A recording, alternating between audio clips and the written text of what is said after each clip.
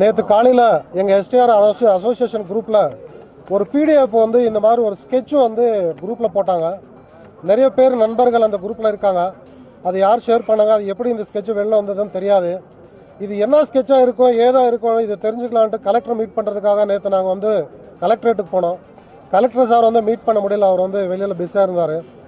Sir, எங்களுக்கு இருக்கிற நாலேஜில் இந்த மாதிரி ஒரு நாலேஜ் காரிடார் என்ற ஒரு ரோடு மோரனப்பள்ளி ரெவன்யூ வில்லேஜில் ஸ்டார்ட் ஆகி 10 ரெவன்யூ வில்லேஜும் எலுவப்பள்ளியில் பாகலூர் ரோட்டில் முடியுது.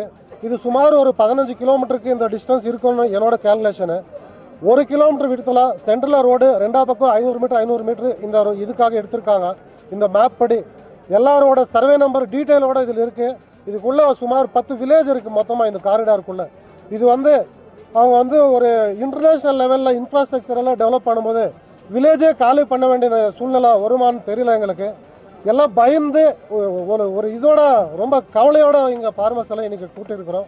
15 கிலோமீட்டர் பர் 1 கிலோமீட்டர் விடத்தில் சுமார் 1 கிலோமீட்டர் இன்ட்டு 1 கிலோமீட்டர் 1 கிலோமீட்டர் ஒரு சதுர கிலோமீட்டருக்கு 246.7 ஏக்கர் லேண்டு வருதுங்க.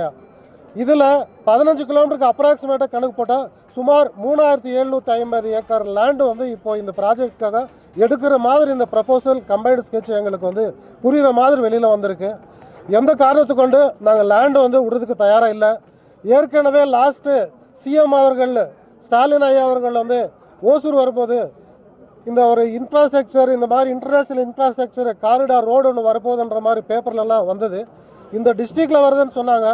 ஆனால் எந்த இடத்துல வருது நாலேஜ் கார்டுன்னு சொல்ல. ஆனால் இப்போ தான் வித் ரெவன்யூ வில்லேஜோட சர்வே நம்பரோட இந்த மேப் வந்து ரிலீஸ் ஆகிருக்கு. ஃபார்மர்ஸு ஏற்கனவே இந்த கிருஷ்ணகிரி டிஸ்ட்ரிக்டில் இருக்கிற நிலத்தை எல்லாம் SIPCOT 1, SIPCOT 2, SIPCOT 3, SEZ, STR, diamond எல்லாமே இழந்துட்டோம். நாங்கள் இன்னும் அரைக்குறையாக இருக்கிறது. அட்லீஸ்ட் நாங்கள் இருக்கிற அடுத்த ஜென்ரேஷனுக்கு ஒரு சாப்பாடு கொடுக்கறதுக்காவது இந்த ஒரு விவசாயம் பண்ணுறது இருக்கணும். பிரைம் மினிஸ்டர்லேருந்து P1 வரைக்கும் கண்டிப்பாக ஒரு விவசாயம் தான் வந்து இந்த உலகத்திலே சாப்பாடு கொடுக்குறாங்க. எங்கள் விவசாய நிலத்தை வந்து எந்த காரணத்தை கொண்டு இழக்கிறதுக்கு எங்கள் உயிரே போனாலும் விடுறதுக்கு வாய்ப்பு இல்லை. நாங்கள் விடமாட்டோம்.